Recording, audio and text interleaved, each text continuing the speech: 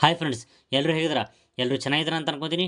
ಕಾಂಗ್ರೆಸ್ ಸರ್ಕಾರವು ಒಂದು ಹೊಸ ಗ್ಯಾರಂಟಿ ಯೋಜನೆಯನ್ನು ಘೋಷಿಸಿದೆ. ಇದರ ಅಡಿಯಲ್ಲಿ ಮಹಿಳೆಯರಿಗೆ 1,00,000 ರೂಪಾಯಿಗಳನ್ನು ಉಚಿತವಾಗಿ ನೀಡಲಾಗುತ್ತಿದೆ.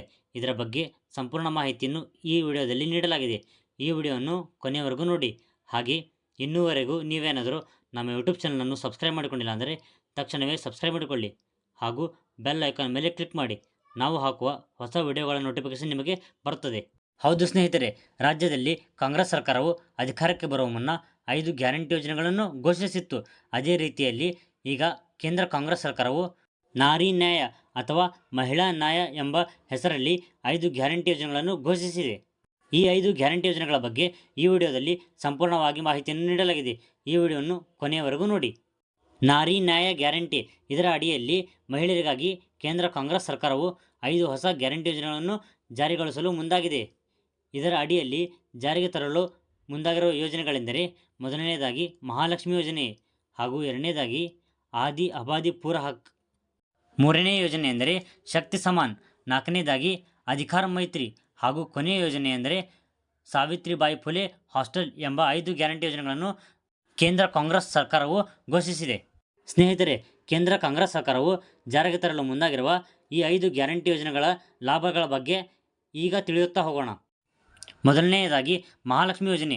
ಈ ಮಹಾಲಕ್ಷ್ಮಿ ಯೋಜನೆ ಅಂದರೆ ಏನಪ್ಪ ಅಂತಂದರೆ, ಈ ಯೋಜನೆ ಅಡಿಯಲ್ಲಿ ದೇಶದ ಎಲ್ಲ ಬಡ ಮಹಿಳೆಯರಿಗೆ ಕೇಂದ್ರ ಕಾಂಗ್ರೆಸ್ ಸರ್ಕಾರವು 1 ವರ್ಷಕ್ಕೆ ಉಚಿತವಾಗಿ 1,00,000 ರೂಪಾಯಿಯನ್ನು ನೀಡುತ್ತದೆ. ಈ ಯೋಜನೆಗೆ ದೇಶದ ಎಲ್ಲ ಮಹಿಳೆಯರು ಅರ್ಜಿಯನ್ನು ಸಲ್ಲಿಸಬಹುದು.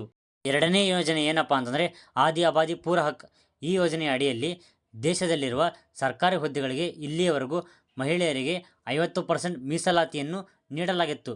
ಆದರೆ ಈಗ ಈ ಯೋಜನೆಯ ಅಡಿಯಲ್ಲಿ ಸರ್ಕಾರಿ ಹುದ್ದೆಗಳಿಗೆ ಸಂಪೂರ್ಣ ಮೀಸಲಾತಿಯನ್ನು ಮಹಿಳೆಯರಿಗೆ ನೀಡಲಾಗುತ್ತದೆ.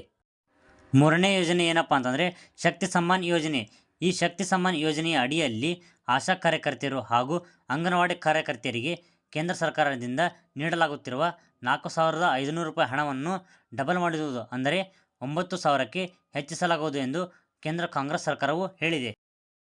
ನಾಲ್ಕನೆಯದಾಗಿ ಅಧಿಕಾರ ಮೈತ್ರಿ ಯೋಜನೆ. ಈ ಅಧಿಕಾರ ಮೈತ್ರಿ ಯೋಜನೆಯ ಅಡಿಯಲ್ಲಿ ಮಹಿಳೆಯರಿಗೆ ಇರುವ ಹಕ್ಕುಗಳ ಬಗ್ಗೆ ತಿಳಿಸಲು ದೇಶದ ಎಲ್ಲ ಗ್ರಾಮ ಪಂಚಾಯಿತಿಗಳಲ್ಲಿ ಒಬ್ಬ ನೋಡಲ್ ಅಧಿಕಾರಿಯನ್ನು ನೇಮಕ ಮಾಡಲಾಗುತ್ತದೆ. ಆ ನೇಮಕ ಮಾಡಿದ ಅಧಿಕಾರಿಗಳು ಮಹಿಳೆಯರಿಗಿರುವ ಹಕ್ಕುಗಳ ಬಗ್ಗೆ ತಿಳಿಸುತ್ತಾರೆ. ಆ ನೋಡಲ್ ಅಧಿಕಾರಿಯು ಮಹಿಳೆಯರಾಗಿಯೇ ಇರುತ್ತಾರೆ ಹಾಗೂ ದೇಶದಲ್ಲಿ ಕೆಲ ಮಹಿಳೆಯರಿಗೆ ಅವರಿಗೆ ಇರುವ ಹಕ್ಕುಗಳ ಬಗ್ಗೆ ತಿಳಿದಿರುವುದಿಲ್ಲ. ಅಂಥವರಿಗೆ ಈ ಅಧಿಕಾರ ಮೈತ್ರಿ ಯೋಜನೆಯು ತುಂಬ ಸಹಾಯವಾಗುತ್ತದೆ. ಏಕೆಂದರೆ ಮಹಿಳೆಯರಿಗಿರುವ ಹಕ್ಕುಗಳ ಬಗ್ಗೆ ಈ ಯೋಜನೆಯಲ್ಲಿ ತಿಳಿಸಲಾಗುತ್ತದೆ. ಐದನೇ ಗ್ಯಾರಂಟಿ ಹಾಗೂ ಕೊನೆಯ ಗ್ಯಾರಂಟಿ ಏನಪ್ಪ ಅಂತಂದರೆ ಸಾವಿತ್ರಿಬಾಯಿ ಫುಲೆ ಹಾಸ್ಟೆಲ್. ಈ ಯೋಜನೆಯ ಅಡಿಯಲ್ಲಿ ದೇಶದಲ್ಲಿರುವ ಎಲ್ಲ ಜಿಲ್ಲೆಗಳಲ್ಲಿ ಮಹಿಳೆಯರಿಗಾಗಿ ಒಂದು ಹಾಸ್ಟೆಲನ್ನು ನಿರ್ಮಿಸಲಾಗುತ್ತದೆ. ಯಾವ ಮಹಿಳೆಯರು ಓದುತ್ತಿರುವ ಹಾಗೂ ಕೆಲಸ ಮಾಡುತ್ತಿರುತ್ತಾರೋ ಅಂಥವರು ಈ ಹಾಸ್ಟೆಲ್ನಲ್ಲಿ ಉಚಿತವಾಗಿ ನೆಲೆಸಬಹುದು ಹಾಗೂ ಈ ಹಾಸ್ಟೆಲ್ನಲ್ಲಿ ಉಚಿತ ಊಟವನ್ನು ನೀಡಲಾಗುತ್ತದೆ.